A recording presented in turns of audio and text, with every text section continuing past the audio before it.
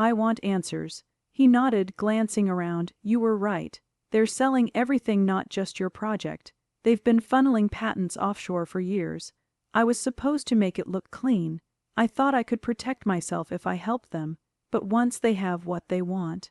He trailed off, looking defeated. "They erased the helpers too. So now what?" I asked. He pulled a flash drive from his pocket. "Proof, everything. I made a copy before they locked me out." I reached for it, but his hand tightened. "Dan," he said, voice trembling, "you can't trust anyone. They're watching everything, your emails, your phone. Even this conversation probably won't." He stopped mid-sentence, eyes darting past me. "What is it?" I asked, turning. At the far end of the deck, headlights flared, a black SUV idling in the shadows. Ryan's breath caught. "They found me." "Who?" He didn't answer, just shoved the flash drive into my hand. "Run." Before I could say anything, the SUV door opened. Two men stepped out, silhouettes sharp against the light. Ryan Sterling. One of them called out, voice echoing, "It's time to go."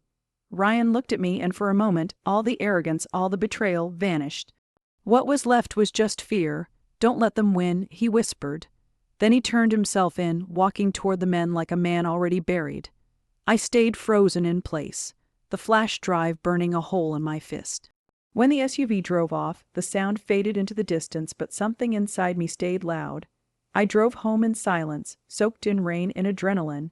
I plugged the flash drive into my laptop. Inside, a folder labeled Phoenix, emails, financial records, shell accounts, and a final note, a message to me, time-stamped just an hour before the meeting.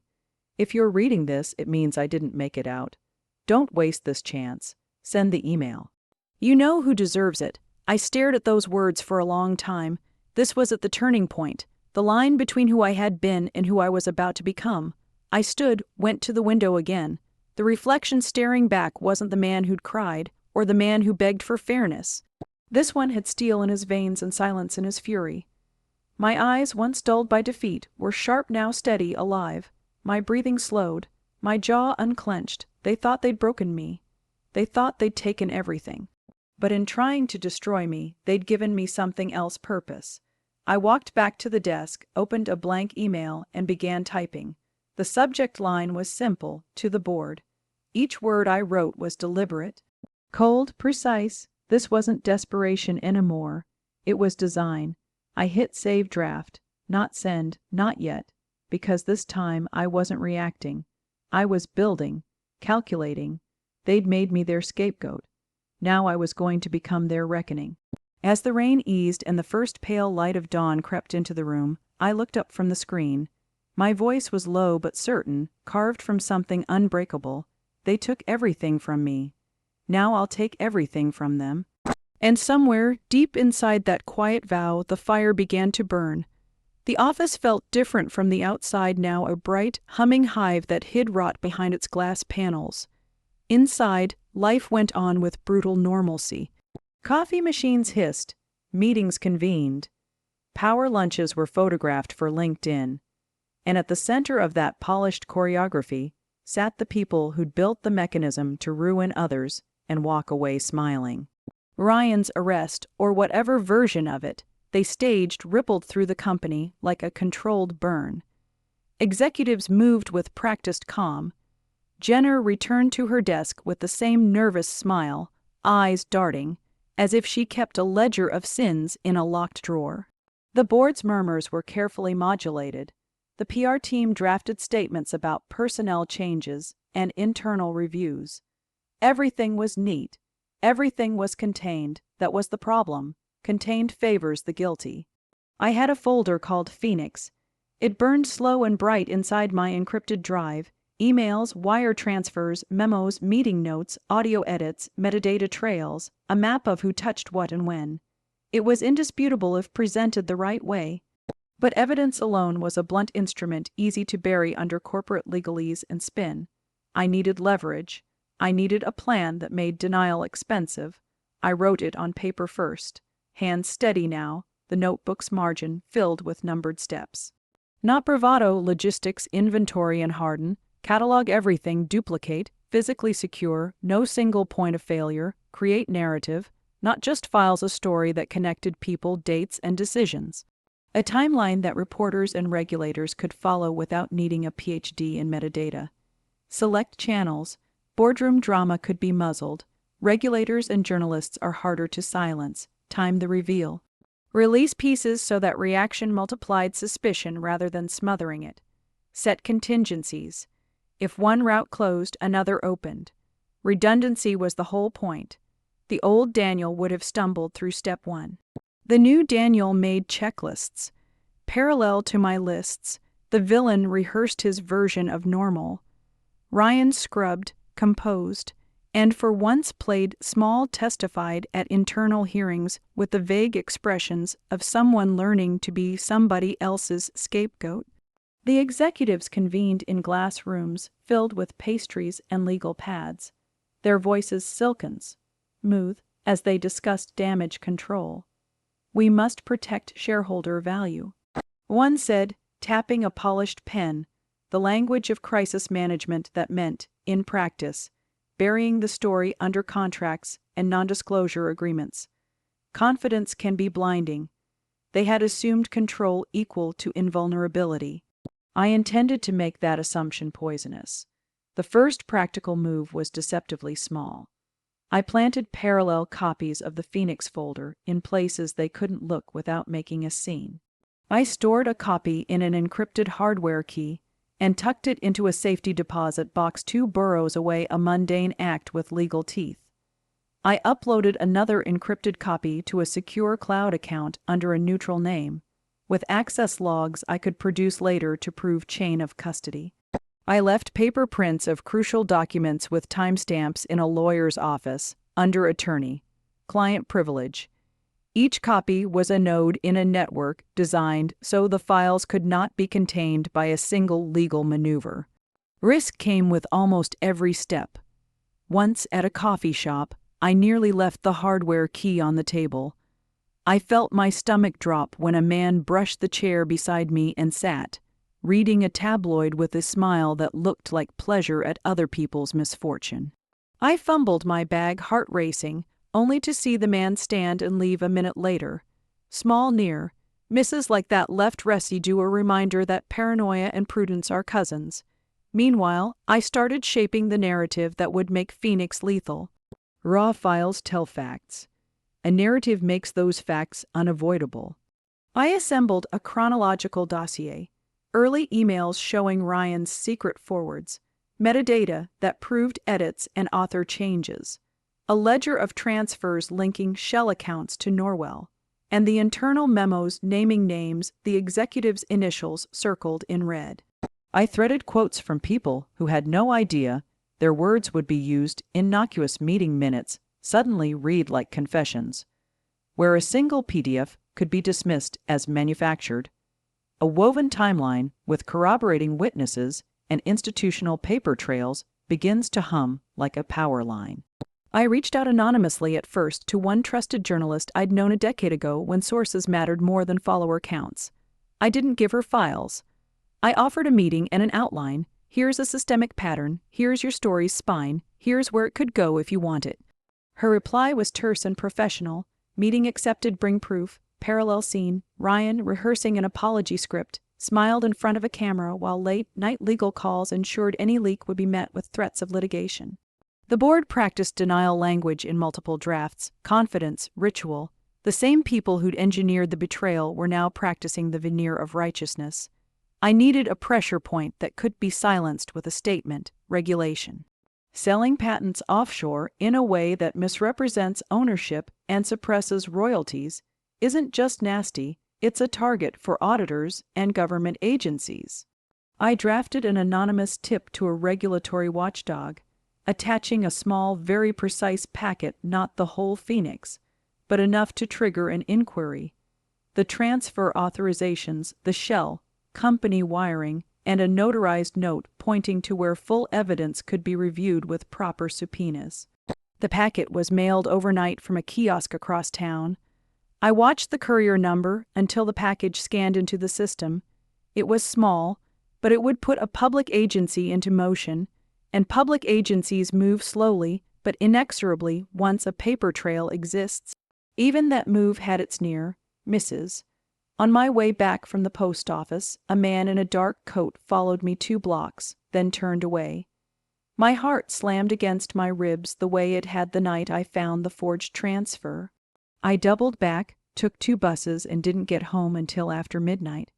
I slept with the lights on. There were other threads to weave. I arranged a meeting with a former colleague who'd left Crestline under odd circumstances. He agreed to speak on background about how projects were routinely reassigned. I lined up a date, a forensics firm, anonymously a legitimate firm that could, if subpoenaed, validate the alterations without being accused of bias. I also prepared a legal letter, drafted by the attorney who'd hold the printed Phoenix files, a letter that would be released publicly if anything happened to me. Preparation felt surgical. There was no grandstanding, no pyrotechnics, just patient construction, like building scaffolding around a building before you pull it down. All the while, the villain luxuriated in small triumphs. Ryan's confidences were patted on the back by even larger players who'd done him favors. Jenna smiled into the elevator camera. The PR team perfected the phrase, internal reorganization. They believed their web unbreakable. The first operative strike needed to be both public and plausible. I couldn't just dump everything online that would be noise, easily dismissed. I needed a choke point. A targeted, verifiable release to the board with a simultaneous anonymous tip to a regulator and a secure leak to the journalist who'd agreed to run the story if the evidence checked out. If those 3 vectors activated together, the company would find it impossible to cordon off the damage. Legal threats are effective when fear of exposure is small. They evaporate when multiple independent authorities start asking questions.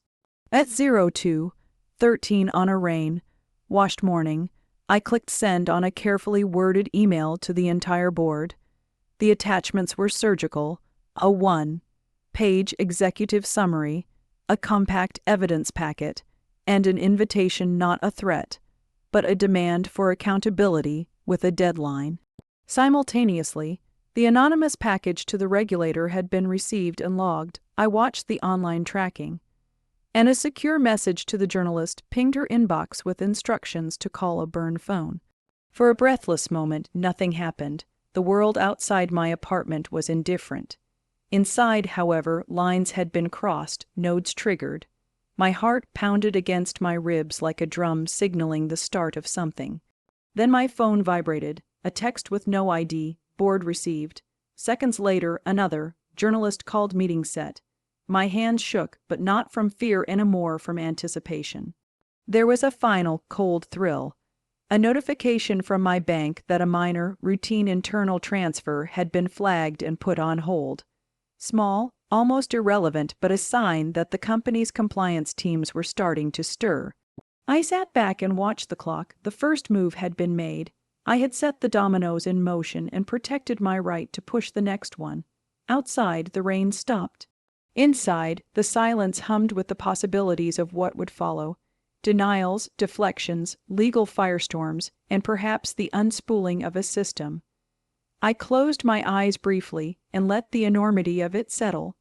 The plan was careful, legal in its architecture, and designed to exploit the guilty party's worst assumption, that they could contain a scandal that touched their own hands. My phone buzzed again. This time it was a single, ominous image, a snapshot of the boardroom.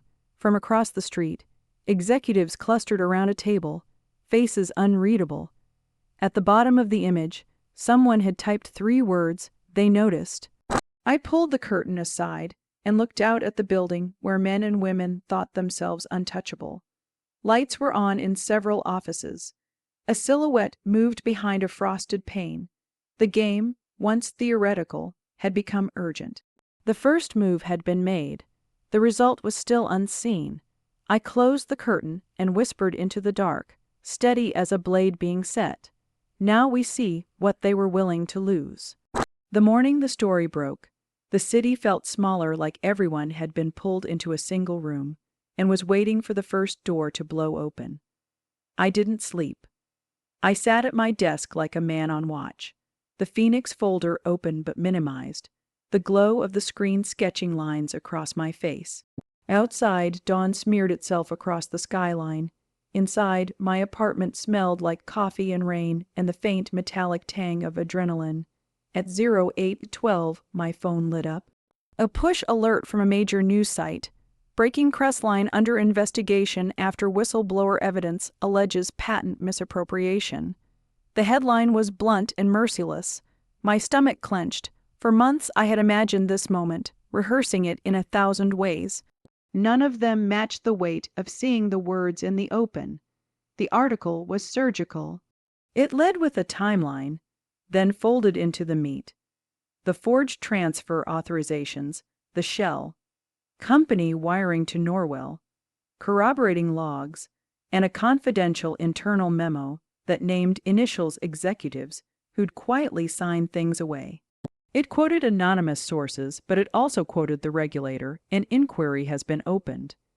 A photo of the company's lobby accompanied the piece, a glossy reminder of the polished facade. On the company intranet, panic spread like a spill.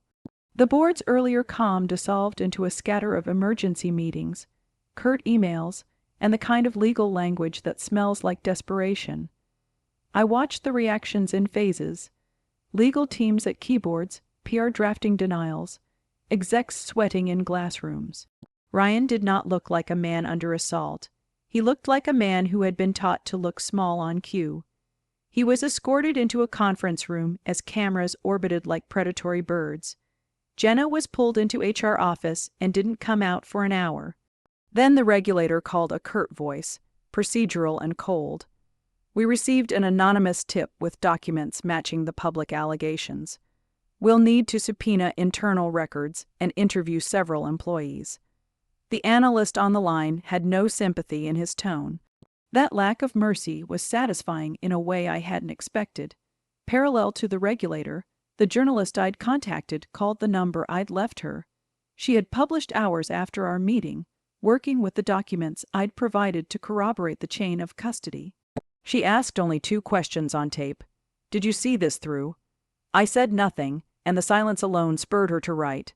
When institutions swallow people whole, sometimes those people claw their way back. Inside Crestline, the meetings burned into chaos. A man I'd never seen before external counsel with an immaculate tie barked orders. Lock down all servers, preserve logs, no one deletes anything. The orders sounded like law and like a threat at once. Ryan was called into the boardroom. The glass door closed behind him with a sound like a judge's gavel. I watched from my screen as his silhouette paced, hands in his pockets, jaw working. He was not the same cocky man who'd once smirked over coffee. He was gaunt, the edges of his suit sharpening his bones. I felt a twist of something I hadn't expected, pity, then iron, but I let it pass. He had chosen his role. At noon, Crestline's PR released a cautious statement. An internal inquiry had been launched. The company was cooperating fully. The phrasing was a bandage. It would not hold.